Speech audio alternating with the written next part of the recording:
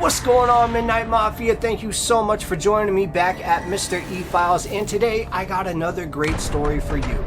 This story truly is so amazing that I read it and my jaw dropped. I'm not even kidding. You are going to hear this story and you're not going to believe it. It's as simple as that. But that is one of the reasons that I must tell this story. Also, on my podcast, Mystery Files, I just dropped the exclusive episode for this week. Not to mention, I also drop 2 other remastered stories every week as well. So that's 3 stories on there on podcast, and then 1 Shadows in the Wild story and 1 Mr. E-Files story. But let's not forget, October is coming up, and I usually do a Hell Week or a Hell Month or whatever. I'm gonna figure it out, but October is going to be crazy. So if you don't want to miss that, make sure your notification bell is on all.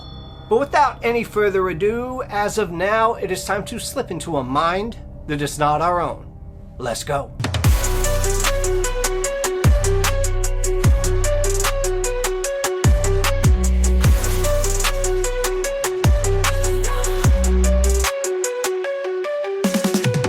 Okay, I want you to imagine standing at the edge of life, each breath slipping away and knowing that no one is coming to save you.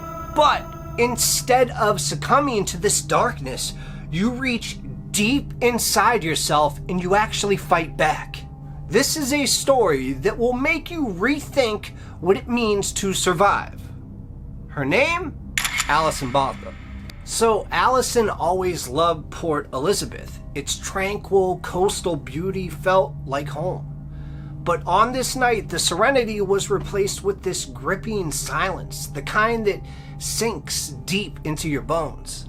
The cool night air carried this eerie weight, a signal that something was terribly wrong. So I want you to imagine that she had just parked her car after spending a peaceful evening with her friends.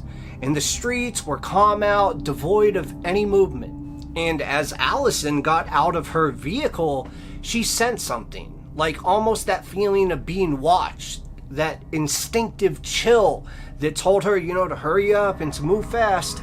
But before she even had the chance, a man appeared right at her side, a figure whose presence would forever change her life. "Get in the car," he commanded, holding a knife against her. So her heart was racing, but her body actually went cold. And the man, later identified as Franz Dutoit, forced her into the driver's seat and made her drive away from everything familiar. And he was calm about it. Far too calm. And as they drove off into the night, Alison's mind just kind of wandered and began to race. She was thinking, why is this happening? And where could we possibly be going? What she didn't know then was that this night would lead her into the abyss of terror.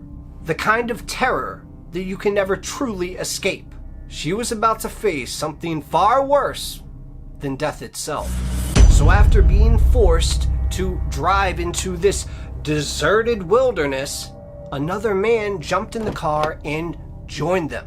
His name was Thunz Kruger, and it was at that moment that their plan became horrifyingly clear. Because Alison's attempts to, talk and even reason with them fell on deaf ears as they drove deeper and deeper into isolation. At this moment, her mind was just a swirling vortex of fear. She was trying to process and get ready for what was about to happen. But absolutely nothing could prepare her for what was about to be the brutal nightmare that followed. So in this remote clearing, far from any signs of life, Franz and Thunz took turns attacking her. They violated her in ways too dark to recount. Their cruelty seriously knowing no bounds. But to them, it wasn't just enough to take her dignity. No. They also wanted to take her life. So what could they possibly have done to her? You might ask yourself, that could be worse than what she's already going through. Well, they stabbed her in the abdomen, repeatedly, 30 times to be exact. And then they slashed her throat. Not once, not twice, not 3 times, 16 times. Could you imagine the damage? It was absolutely catastrophic. Her windpipe was nearly severed altogether. Her jugular veins were sliced, and her stomach literally laid open.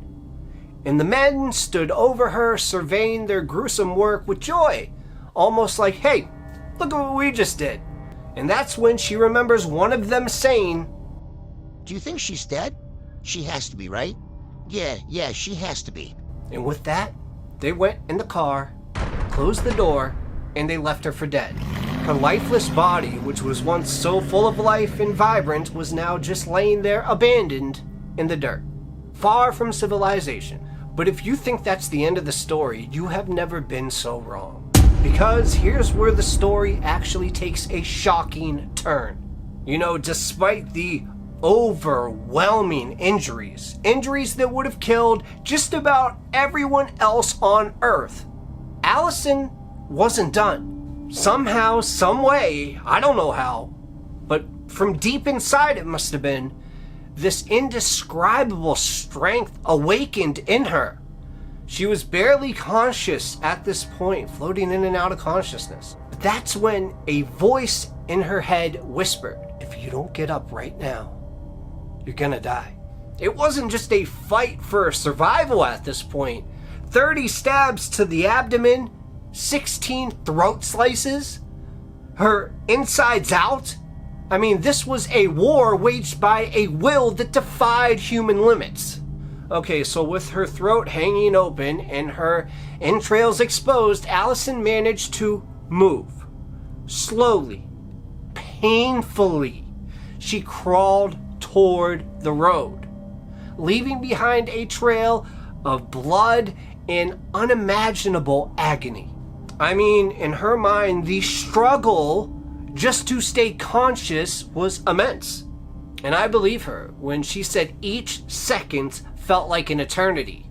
But Alison didn't give up. Now, imagine this. Not to mention, it's also pitch blackout, and every movement that you do causes excruciating pain.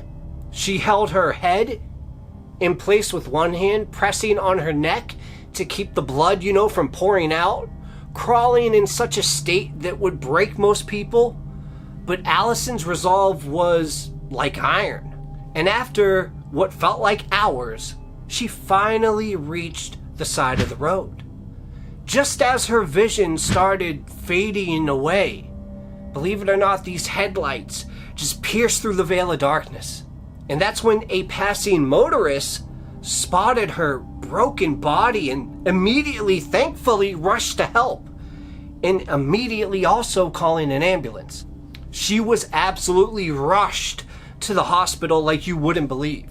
And the surgeons who worked on Alison were stunned that she'd even made it to the hospital alive. The medical team raced against time to repair the severe damage done to her body. And in the days that followed, her survival became something of a miracle. Because after all she went through, Alison was broken, but she was not defeated. And as you could possibly imagine, the recovery was long and it was grueling. But as Alison lay in her hospital bed now, she made a decision. She would not be silenced. She would not be defined by what had been done to her, but rather by how she would overcome it. Just to think if we all had that state of mind. And when she was strong enough, she testified against Franz Dutoit and Thuns Kruger in court. Both men were convicted of assault, attempted murder, the abduction, and they received life sentences without parole. Much deserved, if you ask me. If you ask me, they should be underneath the jail.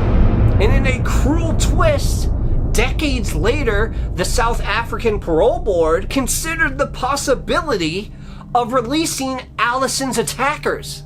But thankfully, the public outcry was immediate. I mean, how could men who have committed such an atrocious act ever be allowed just here, go back into society? I mean, this case stirred up deep, deep emotions all across the nation. reigniting debates about justice, rehabilitation, and the rights of victims. What's up, everybody? I am interrupting my own episode because I just learned of some shocking news. Through some deeper digging, I found out that the two men who slit her throat and did all these horrible things were actually released on parole. Can you believe this? But what sets Alison's story apart from so many others is what she did with her second chance at life. Because think about it. Many, and who could blame them, would shrink into the shadows, haunted by their trauma. But not Alison. She became a powerful advocate for survivors of violence. She spoke at international conferences, penned her memoir, I Have Life, and even had her story immortalized in a documentary. And her message was clear the whole time.